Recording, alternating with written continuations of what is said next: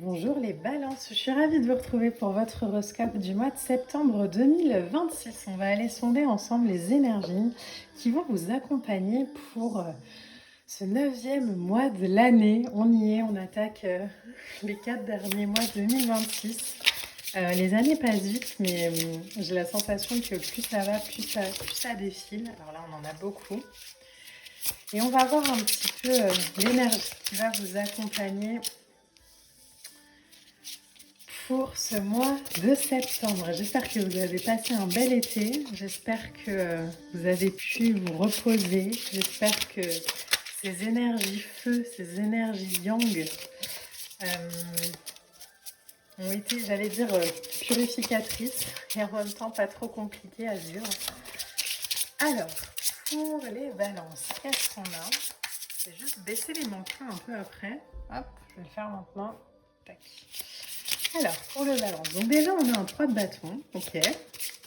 Vous allez voir, hein, c'est un tarot de Marseille au féminin. Donc les cartes sont renommées et puis sinon c'est un tarot classique, donc les illustrations sont classiques. Bon, on va commencer avec le 3 de bâton parce qu'apparemment les autres cartes veulent prendre leur temps, donc très bien.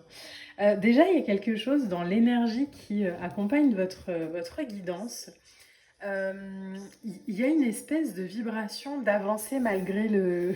Alors le mot qui vient, c'est malgré le bordel, mais je ne sais pas quelle énergie est la vôtre en ce moment. Peut-être cette impression de chaos, peut-être cette impression de chambre pas rangée. Et puis en fait, malgré tout, il faut quand même dormir dans le lit. Vous voyez, il y a un peu cette vibration, donc c'est faire malgré, faire quand même. Et le 3 de bâton, ça peut être ça. Ça peut vraiment être l'idée de voir plus loin. Ok, c'est un peu le chaos, c'est un peu le bordel, mais est-ce que je peux voir au-delà? Est-ce que je peux voir plus grand? Est-ce que je peux mettre un peu mon regard sur autre chose que ce qui est dans mon champ de vision et me permettre vraiment d'avancer, de me lancer, d'explorer, de voyager? Le 3 de bâton, c'est aussi un besoin de liberté. C'est des premières expériences, les pulsions comme ça, d'envie, de désir, où il faut vraiment voir derrière la colline. C'est la carte, vous m'avez peut-être déjà entendu le dire, mais moi j'aime bien la voir comme la carte Christophe Colomb, c'est-à-dire que j'imagine déjà le chemin qui sera potentiellement le mien. J'imagine pas encore que je vais découvrir l'Amérique, hein, mais je sais qu'il y a quelque chose derrière qui m'attend, je sais qu'il y a quelque chose qui me pousse à sortir un peu des sentiers battus, à faire ma propre expérience. Donc c'est peut-être une énergie qui vous est aussi conseillée, qui vous... Regardez, en plus je vous dis ça et puis là ça s'enchaîne. Donc il y a peut-être l'idée d'accélérer un peu le mouvement quand on ne fixe pas son regard sur l'obstacle. Quand on... ok, je vois que c'est un peu... C'est pas être dans la négation, hein, c'est juste... Ok, je vois que c'est un peu... le chaos, que c'est un peu problématique. Mais je vois aussi où j'ai envie d'aller, je vois ce que j'ai envie de faire, je vois où j'ai envie d'avancer. Et ça, je crois que c'est important pour vous. Alors, je vais juste placer les 5 qui sont sortis. Alors, celle-ci... Alors, du coup, il nous en manque une. Donc, on va aller chercher la 6e. Hop, elle est venue direct. Alors, déjà en dos de deck, vous avez le valet d'épée. Si ça veut bien faire le focus, non, c'est pas grave. Hop. Et derrière, vous avez quoi? Vous avez le valet de coupe qui veut aussi se montrer. Donc, valet d'épée, valet de coupe. Vous voyez, c'est vraiment une énergie de débutant qui vous accompagne. Débutant, ça ne veut pas dire rien savoir ou rien faire, hein, mais c'est vraiment l'idée de j'avance petit à petit. Donc, je vois derrière la colline, je ne sais pas encore ce qu'il y a, j'y vais à tâtons, mais j'avance quand même avec une espèce de vision, une espèce de clarté mentale, même si ça ne l'est pas encore tout à fait. En tout cas, une confiance en éveil, hein, une conscience, pardon, en éveil. Le valet d'épée, c'est vraiment ça.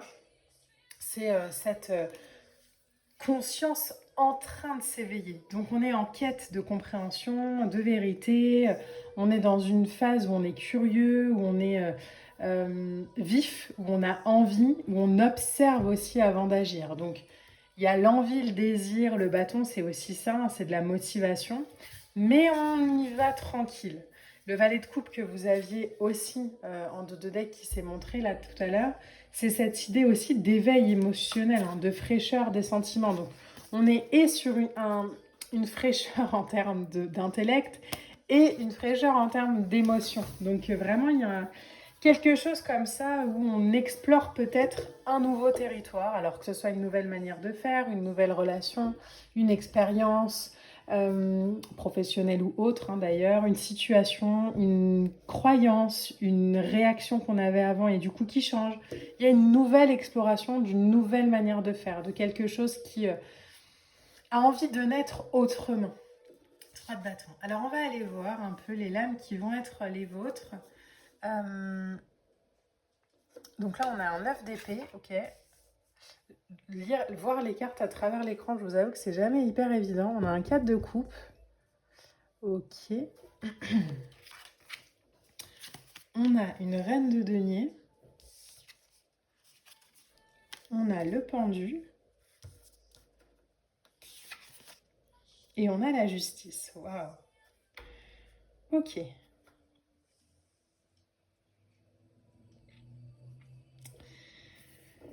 Alors, on y va. Le 3 de bâton, donc vous l'avez vu, on en a parlé, c'est vraiment cette idée-là, hein, de se projeter, de visualiser derrière la colline. On a un 9 d'épée qui vient juste après. Alors, le 9 d'épée, vous m'avez peut-être déjà entendu en parler, c'est vraiment une carte qui représente une tension mentale intense, avec de l'anxiété, de la culpabilité, de l'auto-sabotage. Mais elle, ce qu'il faut comprendre avec un 9 d'épée, c'est que c'est une lame qui part vraiment d'un enfermement dans ses propres pensées oppressantes, dans des scénarios catastrophes, dans des sentiments d'impasse, dans des choses comme ça qu'on ressasse, qui reviennent, des peurs, des fantasmes, entre guillemets, des choses comme ça où le mental, en fait, s'emballe et du coup, qui nous crée des angoisses. Mais ça, c'est vraiment à l'intérieur de soi. Donc, c'est peut-être les balances pour vous sur ce mois de septembre, l'idée de voir au-delà de ça. J'ai peut-être des angoisses du mental, peut-être que je me dis que sur une situation, j'y arriverai jamais, que ça va jamais se faire, que ça avance pas, que etc., etc., etc. Et puis à ça, il y a peut-être des croyances qui sont liées. Par exemple, je suis nulle, je suis incapable, pourquoi avec moi ça marche jamais, pourquoi les autres réussissent et pas moi, etc., etc., etc. Et le 9 d'épée, ce qu'il faut comprendre vraiment, c'est que pour s'épanouir, lui, il doit vraiment trouver un espace intérieur, donc à l'intérieur de vous, sécurisant, où les émotions, elles peuvent être accueillies sans jugement. Ça pourrait être, ok, je suis encore refusée d'un poste, je vois les angoisses que ça peut me causer sur le plan financier, sur le plan de la carrière, sur le plan de peu importe quoi, je les accueille, mais je sais aussi que ma vision, elle va au-delà de cet obstacle. Que plus je me rapproche de la montagne et plus en fait la colline, elle me semble petite. Donc ne croyez pas à tout ce que votre cerveau va vous raconter sur ce mois de septembre et apprenez vraiment les balances à transformer ça, pas en vérité absolue, mais juste en expérience de libération. Je ressens ça, ça me montre quoi comme blessure, comme attente, comme croyance, ce que j'ai de moi-même par exemple. Ok, c'est bon, c'est vu, c'est libéré, on passe à autre chose. Il y a une invitation comme ça pour vous hyper importante de ce côté-là. On a ensuite un 4 de coupe. Alors le 4 de coupe, ce qui est marrant, c'est que c'est vraiment cette idée de s'attacher à ce qu'on connaît. De manière, j'allais dire, c'est un peu lassant, quoi. Un 4 de coupe, c'est... et c'est peut-être ça qui vous lasse, c'est peut-être ces pensées comme ça qui reviennent, ces croyances qui reviennent. Vous savez, quand on a épuisé un schéma de pensée, à un moment donné, on le regarde et on se dit non, mais c'est pas possible, enfin, j'en suis encore là, quoi. Donc, le regard comme ça, teinté d'ennui, de lassitude, de saturation émotionnelle, c'est vraiment une porte ouverte vers quelque chose d'autre. Donc, ça nous demande de réévaluer nos désirs, de comprendre nos frustrations, de renouer vraiment avec un sens plus profond pour aller sur la deuxième ligne. Et vous voyez que la deuxième ligne, c'est que des figures. On a la reine de denier, le pendu, la justice. Donc on va vers quelque chose de beaucoup plus aligné, de beaucoup plus juste, de beaucoup plus droit et satisfaisant et réel pour soi. La vérité que je me raconte, hein, c'est la vérité que je me raconte. C'est pas la vérité, c'est une vérité parmi un milliard de potentielles vérités. Si elle ne me convient pas, je dois juste la changer, point. Donc à ça, on va vous dire oui, mais il y a l'expérience, etc., etc. Oui, d'accord, sauf qu'on construit sa vie aussi en fonction de ce qu'on croit. Donc si elle ne me permet pas cette croyance d'avancer et d'évoluer, qu'est-ce que je fais? Je la change. La reine de denier, elle incarne vraiment quelqu'un de profondément dans le concret. Donc est-ce que vraiment c'est vrai que je suis incapable ou est-ce que c'est juste que j'ai pas réussi à avoir cet entretien? Vous voyez la différence? Est-ce que c'est vraiment que je suis maudite en amour ou est-ce que c'est que bah, en fait j'ai pas encore rencontré la personne qui est juste pour moi? Est-ce que je peux dédramatiser les histoires aussi que je me raconte ou que j'aimerais me faire croire en me disant à quel point ou en me montrant à quel point je suis nulle et incompétent? Vous voyez? Et ça c'est vraiment quelque chose d'important. La reine de denier, elle amène de la sécurité, de la construction. Elle comprend que vivre, c'est habiter ses émotions, c'est habiter son corps, c'est habiter sa maison, c'est habiter ce que je suis. Mais pas juste en surface, vraiment dans alors j'allais dire dans le bâtissement, mais je crois pas que ça se dise, dans les fondations. Il y a vraiment cette sensation avec elle de je me sens en sécurité, je connais ma valeur, j'ai une capacité aussi à être réellement ce que je suis. Et j'avance avec ça. Donc je suis réceptif, hein, je me voile pas la face, mais je suis débrouillarde, donc ça marche pas là, ok, ça marchera ailleurs. Mais je me colle pas d'étiquette en me montrant à quel point à chaque fois je suis nulle, etc. etc. Donc je défends aussi une certaine forme de territoire, hein. Je crois pas à tout ce qu'on va me raconter. Et surtout, elle a guéri. Donc, elle sait vraiment la force qu'elle a dû aller chercher pour se remettre debout. Donc, aujourd'hui, elle va pas se remettre à terre bêtement, quoi. Elle connaît les vertus, elle connaît les excès des choses. Euh, mais ce qu'elle cherche, c'est vraiment la clé du bonheur. Donc, elle cherche pas à se mettre des bâtons dans les roues en plus, en se disant, oh là là, j'ai pas réussi et en plus, je suis nulle. Vous comprenez? Derrière, on a le pendu. Le pendu, c'est vraiment l'arrêt, c'est la méditation, c'est de l'approfondissement, c'est un regard nouveau, c'est du lâcher-prise. Et pour regarder d'une manière nouvelle, vous voyez, il y a vraiment cette invitation avec le pendu à s'inverser, donc à mettre la tête en bas. Et en même temps, on s'appuie sur sa structure, hein. Le 4 dans le tarot, c'est l'empereur, c'est vraiment la solidité. Donc lui, il n'a pas l'air perturbé, hein, d'être comme ça. Au contraire, il sait que c'est un passage de porte. Et du coup, ok, là, il faut que je m'éloigne de ce qui me semblait rationnel avant. J'ai pas la réponse, je sais pas pourquoi j'ai pas d'entretien, par exemple. Je sais pas pourquoi je rencontre pas la bonne personne. Je sais pas pourquoi cette situation se débloque pas encore. Je sais pas pourquoi. Je sais pas pourquoi. Point. Fin de la phrase. Vous voyez? Ne rien faire, ça veut pas dire ne rien être. Donc là, c'est vraiment l'idée de je regarde autrement.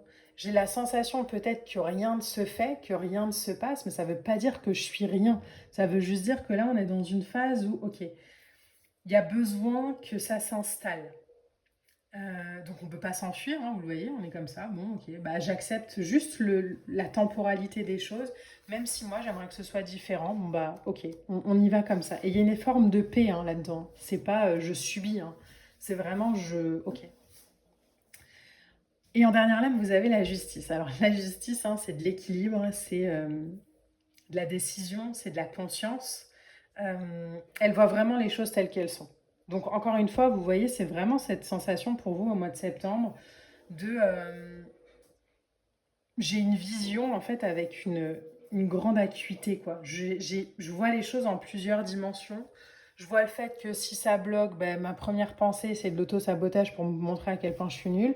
Mais je vois aussi qu'aujourd'hui, j'ai des ressources pour plus rester dans une forme comme ça de lassitude et une répétition mentale à voir à quel point j'y arriverai pas, etc. Mais plutôt, ok, si c'est pas là, ça va être ailleurs et je prends de la hauteur, je prends de la dimension. J'affronte la réalité pour aussi voilà, chercher ma vérité derrière ça. Et puis ma vérité, c'est pas que je suis nulle et incompétent et que j'arriverai jamais à rien. C'est juste, ok, bah là, je suis libre de mes choix, je suis libre des conséquences, mais je suis aussi libre de la réaction que je vais avoir face à l'expérience. Et ça, c'est notre grand pouvoir en tant qu'être humain. C'est de voir à quel point quand je change mes réactions face aux situations, ben en fait, les situations sont plus du tout les mêmes, quoi. Alors, c'est marrant, un carterac, la première lame qui sort pour vous, c'est la pause aussi. Hein. C'est vraiment la même lame que le pendu. Mais pause, ça veut pas dire rien faire. Hein. Ça veut juste dire peut-être ralentissement, ça veut peut-être juste dire changement de regard, ça veut peut-être juste dire choper une autre dimension. Là où je vous parlais de Christophe Colomb la dernière fois sur le 3 de bâton, c'est vraiment, ok, je suis sur la terrasse, euh, je planifie mon voyage, je sais que mon voyage, il va pas se faire comme il est dans ma tête au moment où je suis sur la terrasse. Il y aura des choses auxquelles il va falloir que je m'adapte. Ok, c'est ok comme ça. Mais je dramatise pas tout et je me dis pas, oh là là, c'est pas ce que j'avais pensé. Je m'adapte à la vie, en fait. On a le cœur. Vous voyez, c'est vraiment ça. Hein. C'est vraiment, je me remets dans mon cœur et j'y vais pas avec ma tête. Je crois que sur ce mois de septembre, il y a vraiment une compréhension pour vous de, en fait, je vais y aller avec mon ressenti, avec dernière étape qui se présente sur septembre et qui m'invite peut-être à mettre une dimension autre sur ce que j'avais l'habitude de faire peut-être avant. Alors, on va essayer de faire une dernière. Ok. Regardez, connaissance supérieure. Donc, vous voyez, il y a vraiment ça à aller choper. Écoutez l'univers. Bon, bah là, hein. Il y a une dimension comme ça dans votre tirage, vraiment de, ok, je prends de la hauteur. Je suis conscient que ça, c'est encore un peu ma façon de fonctionner, de réagir, de faire. Je suis aussi conscient que ça ne me correspond plus. Donc, je ne dramatise pas le truc en me disant, il faut absolument que ça change. Mais je me dis, ok, il y a déjà une sacrée étape de franchie entre le moment où j'agissais inconsciemment et le moment où aujourd'hui je me vois faire. Donc c'est énorme.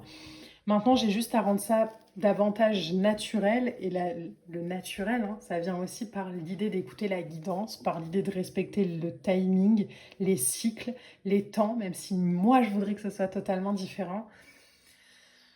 Je lâche, je respire et je laisse infuser les choses. Hein. Le pendu, c'est aussi ça. Hein.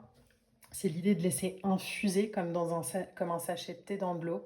Je laisse infuser et au moment où ce sera le bon timing, hop, je boirai mon thé avec un bon goût. Mais si j'enlève le sachet avant, c'est pas terrible. Et si je l'enlève après, non plus.